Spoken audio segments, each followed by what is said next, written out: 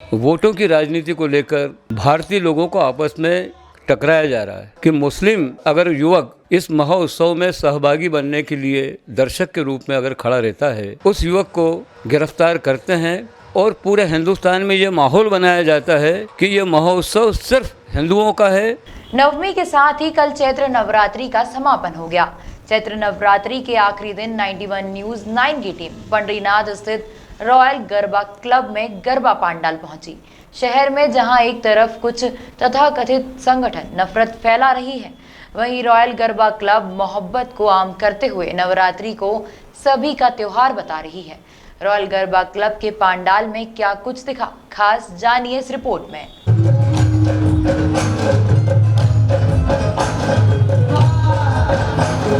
Royal garba club के पूर्व सचिव एडवोकेट राही ने कहा कि कुछ लोग वोट की राजनीति के लिए इस तरह की अराजकता फैला रहे हैं। रॉयल गरबा क्लब सभी संप्रदाय और पंथ के लोगों का सम्मान करता है एवं आयोजन में हर रूप से हिस्सा लेने पर स्वागत करता है। बीते 50 वर्षों से हम माँ की उपासना इस उद्देश्य को लेकर करते हैं कि हमारी नज़र में ये महोत्सव मात्र दुर्गा की पूजा का नहीं है, ये हमारी सामाजिक एकता का प्रतीक है, ये हमारी राष्ट्रीय एकता का प्रतीक है। और इस प्रतीक और इसी चेतना को लेकर हमने ये संकल्प लिया है कि हम हर वर्ष इस मंडल के माध्यम से लोगों के बीच जो कार्यक्रम प्रस्तुत करें, वो कार्यक्रम पूरे 1 साल तक उनकी आंखों में रच बस जाएं। और इसी प्रयास को लेकर हम मुट्ठी भर लोगों ने ये शुरुआत की थी। और ऐसा नहीं है कि ये माँ की उपासना का पर्व है जो सिर्फ हिंदू वर्ग से जुड़ा हुआ है। हमारे जो कार्यकर्ता हैं, हमारे जो सहयोगी हैं, वे हर संप्रदाय के लोग हैं, चाहे वो हिंदू हों, मुसलमान हों, सिख हों, ईसाई हों। आज भी वो परंपरा को हम जीवित रखे हुए हैं। बीते दिनों ये सुनने में आया, टीवी के माध्यम से देखने में आया और समाचार पत्रों के माध्यम से पढ़ने में आया, 2014 के बाद से इस देश में वोटों की राजनीति को लेकर, धर्म की राजनीति को लेकर, जाति की राजनीति को लेकर भारतीय लोगों को आपस में टकराया जा रहा है।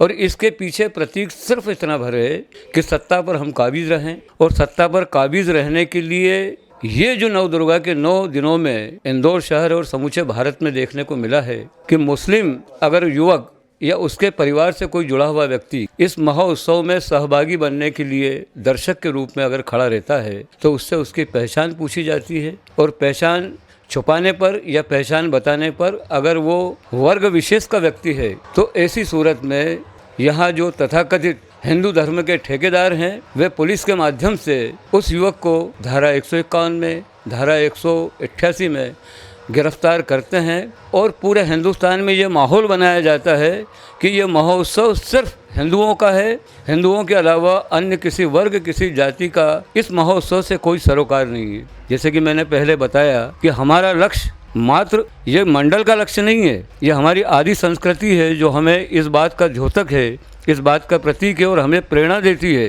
कि ये महोत्सव को हम अपनी सामाजिक, राष्ट्रीय को और सांस्कृतिक चेतना का प्रतीक बनाएं। और उसी उद्देश्य को लेकर हम पुरानी पीढ़ी के लोग हैं, हमारे ये प्रयास है कि हम रहें, कल रहें न रहें, लेकिन हमारी परंपरा को जिंदा रखने के लिए हमने यहाँ युवा लोगों को आगे बढ़ाया है। और भाई सुरेंद्रपुरी के जो सुपुत्र हैं सतीश पुरी, उन्हें ये बागडोर हमने थामी है। रॉयल गरबा क्लब के आयोजक सतीश पुरी ने बताया कि रॉयल गरबा क्लब पिछले 50 सालों से गरबा कराता आ रहा है। कार्यक्रम में देश भर के कलाकार आकर हिस्सा लेते हैं। सतीश पुरी ने बताया कि आज भी गुजरात के कलाकारों का एक समूह यहाँ आया है। नहीं, यहाँ की लोकल टीम भी रहती है बच्चों की हमारे यहाँ, गुजरात के भी आते हैं। गुजरात से भी जगह जगह से, मतलब गुजरात के चारों तरफ से लोग आते हैं। हमारी टीम जो यहाँ पे परफॉर्मेंस देती है, सालों से आ रही हैं वो टीमें, मतलब 15-1 साल होगा उनको भी आते हैं। अलग अलग प्रकार से, मतलब सामाजिक, भगवान के उस पर सब प्रकार के आयोजन यहाँ होते हैं। अभी जैसे हमारे इंदौर को 6ठी बार वो मिला है स्वच्छता अभियान का पुरस्कार, उसका भी आयोजन उन लोगों ने यहाँ मंच पे बाकायदा दिखाया गया गुजराती कलाकारों द्वारा। हाँ, अभी बड़ौदा के वहाँ से, बड़ौदा से टीम आई हुई है, उनका परफॉर्मेंस अभी चल ही रहा है। आज का विशेष प्रोग्राम गुजरात की बड़ौदा की टीम द्वारा गोंडल पर आधारित नृत्य नाटिका का प्रस्तुत किया जाएगा। और उसमें एक नृत्य साथ में उन्होंने ज्वाइन करा है, किन्नरों द्वारा माता जी की आराधना कैसे की जाती है वो बताया गया उसमें।